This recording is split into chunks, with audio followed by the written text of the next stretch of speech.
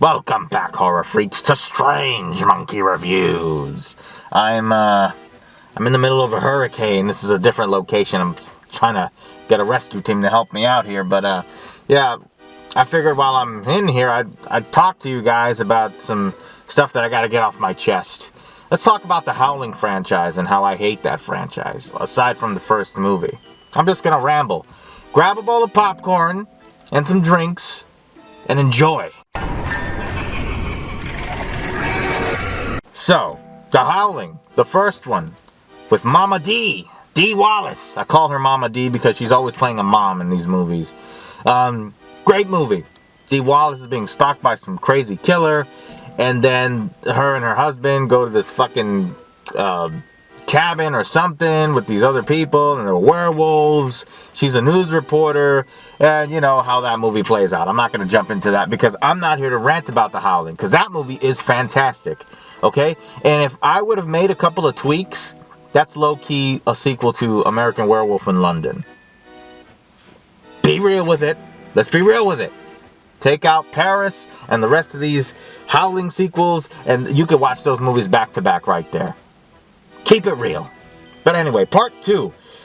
Your sister is a werewolf. I don't know. It's just after Mama D gets turned into a werewolf, and then they got to shoot her, and then all of a sudden there's a sister, and all this other stuff. The guy that is a friend or love interest helps her go to Transylvania with Christopher Lee, and then there's that woman Sybil Danning with her Golden Globes, and she's a werewolf, and she's trying to kill them.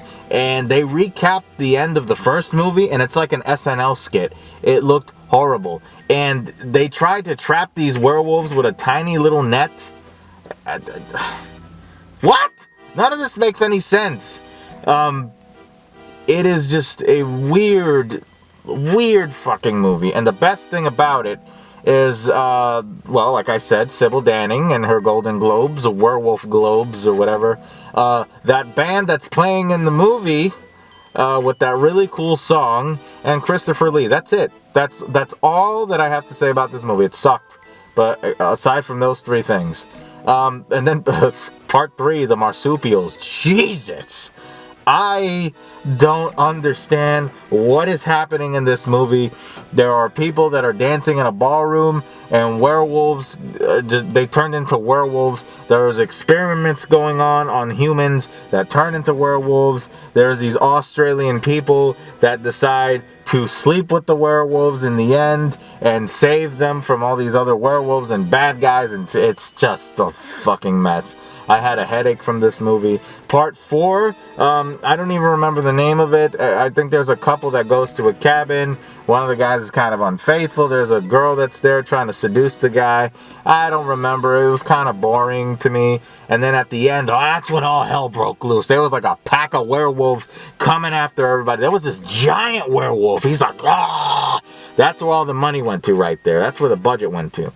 And it seems like as we progress, right, there's less and less in werewolves throughout the film, and it's like they're saving it for the last 25 minutes of the movie. You get like a little glimpse, and then there's just like more werewolves at the end. I'm like, come on, guys. You can't tell me that there's not, you can't show a werewolf for like at least 2 minutes in like part of the film? What is this?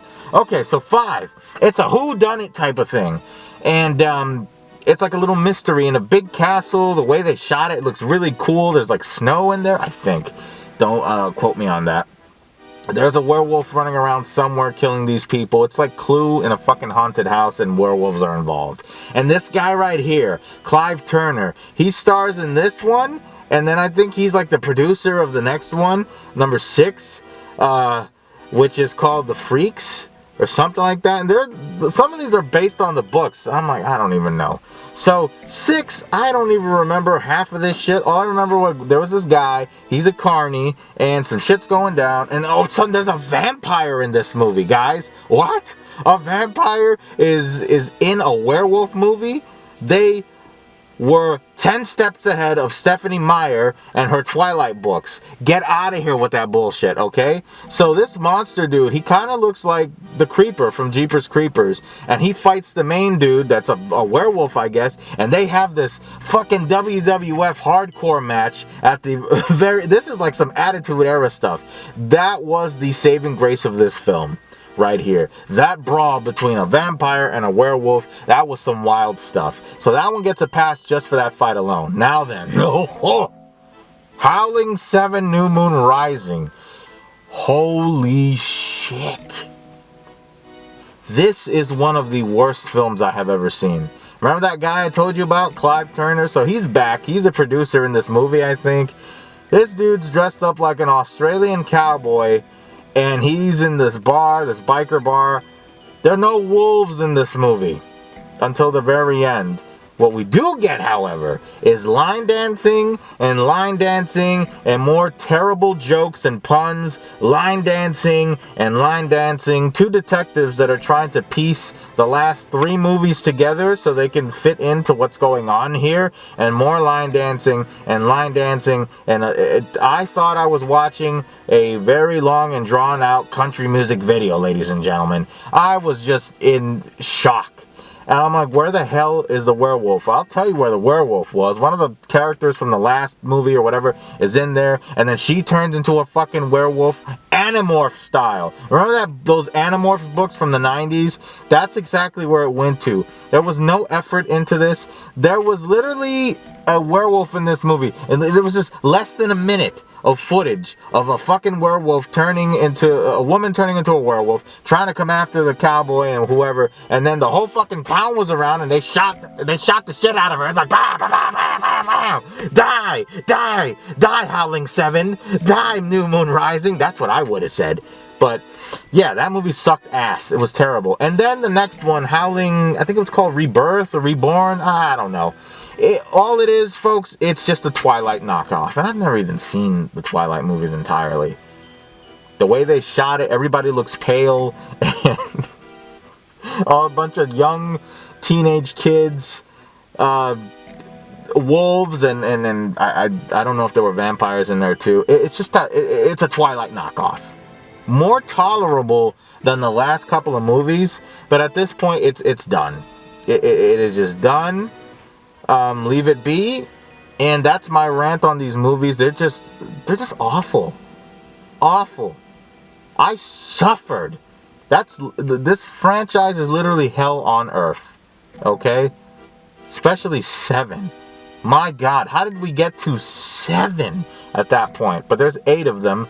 I heard that they might reboot it again. I don't know. That's enough. I want to pretend that the first one exists, and that's it. These sequels are garbage. You thought the Hellraiser franchise was bad? Whoa! Horror freaks, you don't know. You don't know the pain that I had to deal with. I suffered for all of you guys, and I haven't even reviewed the movies. I reviewed them on social media, and I had some words to say about them. Exhausting, mentally and physically.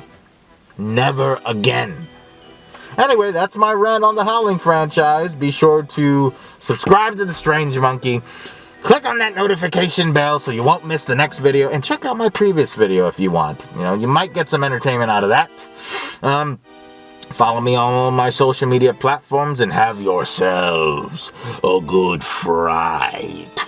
Don't watch the Howling movies, they suck. Just the first one with Mama D.